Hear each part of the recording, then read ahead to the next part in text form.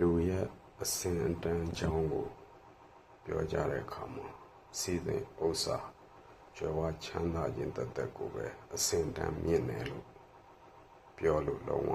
မရပါဘူးစီစဉ်ဥစ္စာတနာတဲ့ပို့ပြီးတော့အခြေခံကြတဲ့အကြောင်းအချက်တွေကတော့အသိဉာဏ်ပညာနဲ့ကိုယ်ချင်းဖြစ်ပါတယ်လူတစ်ယောက်ဟာကြွယ်ဝချမ်းသာမှုလည်းရှိတယ်ကိုယ်ချင်းသိက္ခာလည်းရှိတယ်ဆိုရင်အသိပညာလည်းရှိတယ်ဆိုရင်ဒါဟာအကောင်းဆုံးအပြည့်စုံဆုံးလို့ပြောလို့ရပြီမဲ့လို့လူတစ်ယောက်ဟာအမှန်တမ်းကြွယ်ဝချမ်းသာပေမဲ့သူ့မှာပြောလို့ဆိုလို့တဲ့အသိဉာဏ်ပညာမရှိဘူးကိုယ်ချင်းတရားလည်းမရှိဘူး principle မရှိဘူးဆိုရင်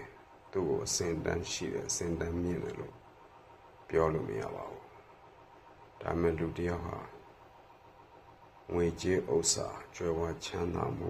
မရှိပေမဲ့ဆင်းရဲနေပေမဲ့သူဟာအသိဉာဏ်ပညာနဲ့လည်းပြည့်စုံတယ် integrity ရှိတယ်ဒီကြည်ပြီးတော့စောင့်ထိန်တဲ့လူဖြစ်တယ်ဆိုရင်အဲ့ဒါဟာအစဉ်တန်းရှိတယ်အစဉ်တန်းမြင့်တဲ့လူဖြစ်ပါတယ် true class ဖြစ်ပါတယ်အဲ့တော့အစဉ်တန်းဆိုတာဟာအရင်ဆက်လိုက်ရင်ကိုချင်းနဲ့ပညာဖြစ်ပါတယ်ငွေကြေးမဟုတ်ပါဘူးလူတွေရဲ့အထင်ကြီးမှုလေးစားမှုကိုငွေကြောင့်ရှားဖို့အမတန်ခက်ပါတယ်အထူးသဖြင့်တော့အစစ်အမှန်လေးစားမှုအစစ်အမှန်ထင်ကြီးမှုကိုငွေကြောင့်မရနိုင်ပါဘူးလူတစ်ယောက်ရဲ့ဂုဏ်ဟာအသိဉာဏ်ပညာနဲ့ကိုယ်ကျင့်သာလျှင်ဖြစ်ပါတယ်